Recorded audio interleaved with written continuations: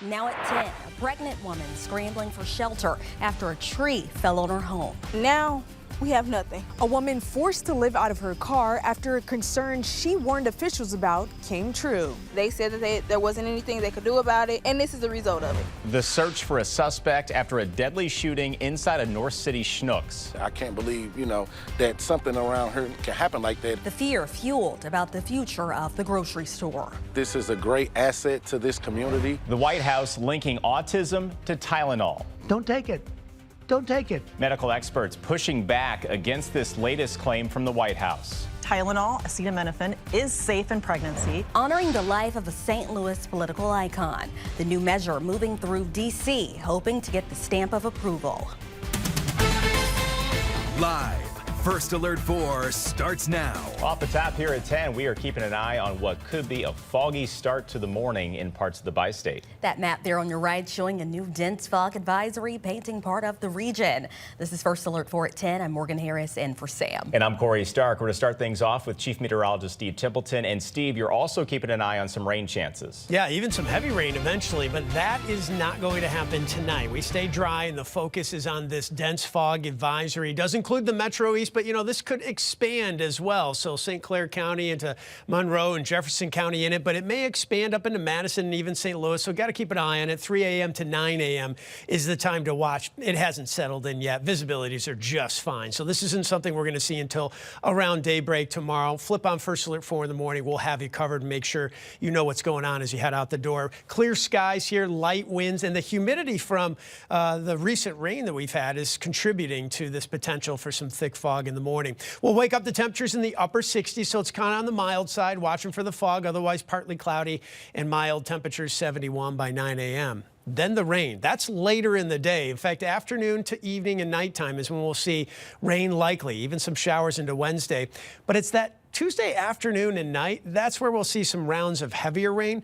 And both Tuesday, Wednesday combined, 1 to 2 inches. I put a plus sign. There could be some spots that get 2 to 3 inches. So some heavy rain in the forecast here. And I'll detail the hour-by-hour timing to make sure you're ready for this coming up in just a bit. To know that I don't even have a home to bring my baby to, that's scary. A pregnant mom and her children now homeless after a tree crashed onto their house. Now she's living out of a car just weeks until she gives birth. That mother says she warned this could happen months ago, but she says her fears fell on deaf ears. Only on 4 tonight, Jordan Burrell is hearing from that mom who says she is getting nowhere with the property management company. Jordan's live in Berkeley.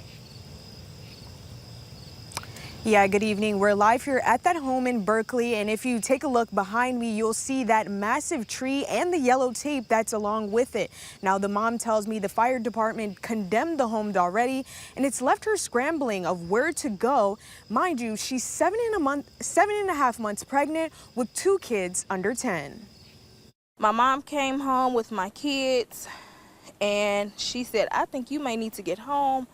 There's a tree in your house. Dorian Merriweather says only 30 minutes into her Sunday night shift, she got a call telling her the huge tree behind the Berkeley home she rents crashed onto her home. This is the outcome. Like, I have no house. Home is gone. The tree took out her laundry room, kitchen, the bathroom, and her children's bedroom. Now we have nothing. I'm still wearing the same clothes I went to work in yesterday. Like, my daughter has 1 set of school uniforms. My other daughter came out. When she came out, she didn't have anything. Merriweather has a 2-year-old and an 8-year-old, and on top of that is 7.5 months pregnant and expecting her 3rd child. The mother says the fire department told her the home is not safe to be in. She tells First Alert 4 during an inspection, she warned a city inspector she thought the tree was dead.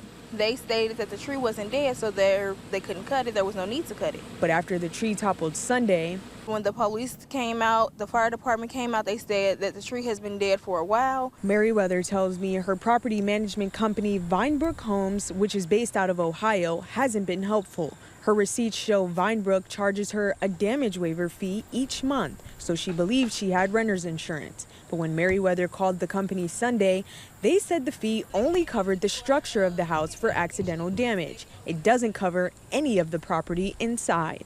If I would have known, I wouldn't have been paying it. And then not only that, if I would have known, I would have gotten renter's insurance myself to cover our belongings. We have nice things. The Better Business Bureau confirms Vinebrook Properties and Homes is accredited, but it doesn't have a spotless record. First Alert 4 found hundreds of complaints through the BBB. Vinebrook even has a pending settlement out of Ohio. The charges against the company include public nuisance, civil conspiracy, and in violation of the Ohio Landlord-Tenant Act. I called Vinebrook Homes to get clarification on Merriweather's property damage. The call was forwarded to a call center. Please hold. At this point, this expectant mother and children are living out of her car and wondering what's next. Where am I going to bring a newborn baby to? Like, I never wanted this for me, my kids, or any of that. We reached out to the city of Berkeley. We haven't heard back at this hour. Now, currently, the family does have a GoFundMe set up for their relocation cost. We'll have that linked within the story on the First Alert 4 News app. Live in Berkeley, Jordan Burrell, First Alert 4. All right, Jordan, thank you. Right now, police are asking for your help identifying the person seen on the left entering the Schnucks on Union near Natural Bridge. They also show that person appearing to be holding a gun and running away. Police are trying to track down the person of interest after a man was shot to death inside that Schnucks yesterday afternoon. New tonight, Kimberly Donahue hears how this homicide is fueling concerns over future access to essential goods in a North City neighborhood. Corey Morgan, people I spoke with say they are stunned something as violent as a homicide could happen in a grocery store. But they are hoping the shooting doesn't deter the business from staying because it's a much needed resource in the Wells Goodfellow neighborhood. You know, we're living in a world where no matter where you're at, you got to watch your back. One day after a 20-year-old man was killed inside the Schnucks on Union Boulevard and Natural Bridge Avenue in Wells Goodfellow, community is reeling from the violence that happened inside an essential business Sunday. And we have a lot of older people that really do need to store in this community. I think this is a great asset to this community. Daniel Williams is on the board of the community organization Breaking Generational Poverty. The nonprofit aims to curb gun violence in the area. I can't believe, that something around here can happen like that. He says places like Schnucks are an asset in an area like Wells Goodfellow, where there aren't many other grocery stores.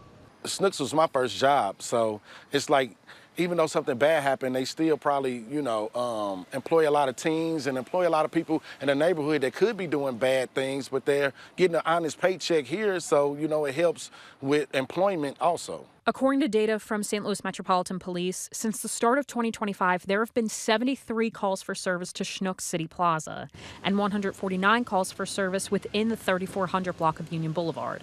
This includes the shopping center where the store is located. In late July, an argument between two employees at the Wendy's in the plaza ended with a shooting that left a 52-year-old man dead. Oh, sad, unfortunate. First Alert 4 reached out to Schnucks about its future in City Plaza.